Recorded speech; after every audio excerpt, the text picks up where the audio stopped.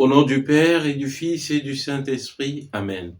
Changez vos cœurs, croyez en la bonne nouvelle,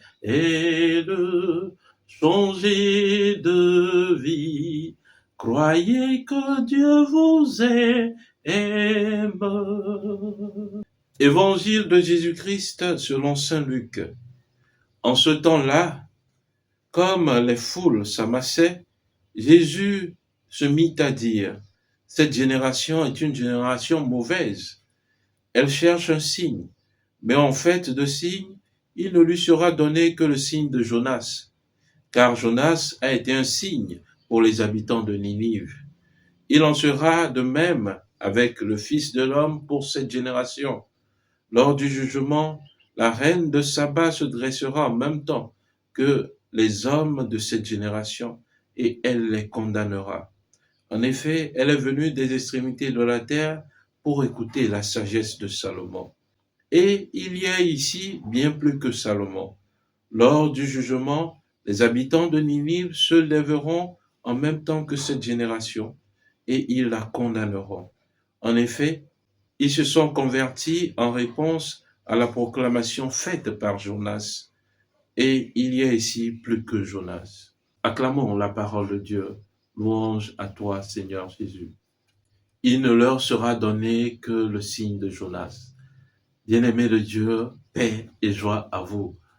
En ce mercredi de la première semaine du temps de Carême, Jésus nous donne de comprendre que le signe véritable que nous attendons, c'est le signe de la conversion de cœur. Oui, il nous appelle à une conversion véritable, à ouvrir notre cœur à son message.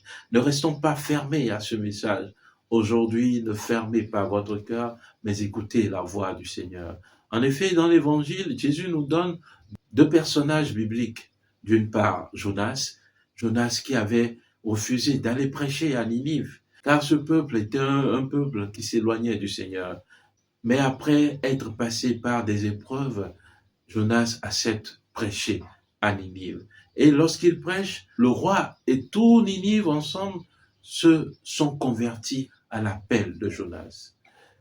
Par après, Jésus nous donne l'image de Salomon, le personnage de Salomon. Oui, la reine de Saba, elle a quitté les extrémités de la terre pour venir écouter la sagesse de Salomon.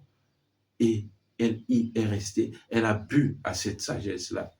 Aujourd'hui, nous avons le Fils de Dieu, Jésus lui-même, qui nous adresse sa parole, qui nous parle jour et nuit.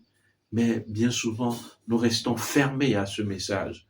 Alors le Seigneur nous rappelle aujourd'hui, en ce temps de carême, de pouvoir ouvrir les horizons de notre cœur et les oreilles de notre âme pour que son message de paix, d'amour, sa bonne nouvelle puisse pénétrer nos cœurs et pour que nous puissions nous convertir réellement. La conversion, en effet, est de répondre à un appel de chaque jour, un effort quotidien pour se retourner vraiment vers le Seigneur.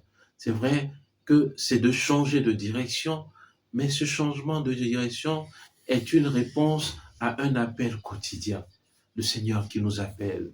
Et ce temps de carême vient à point nommé pour que nous puissions réguler nos exercices, nos efforts de chaque jour sur la parole de Dieu. Ouvrons notre cœur à l'appel du Seigneur. Il t'attend et il a besoin de toi. Prions le Seigneur. Protège ton peuple, Seigneur, dans ta miséricorde. Purifie-le de tout péché, car nul malheur ne peut nuire à celui qu'aucun mal ne domine. Par le Christ notre Seigneur. Amen. Et que Dieu Tout-Puissant vous bénisse, lui qui est Père et Fils et Esprit Saint. Amen. Excellente journée de prière et de travail, et que les bontés de Dieu vous accompagnent. Amen.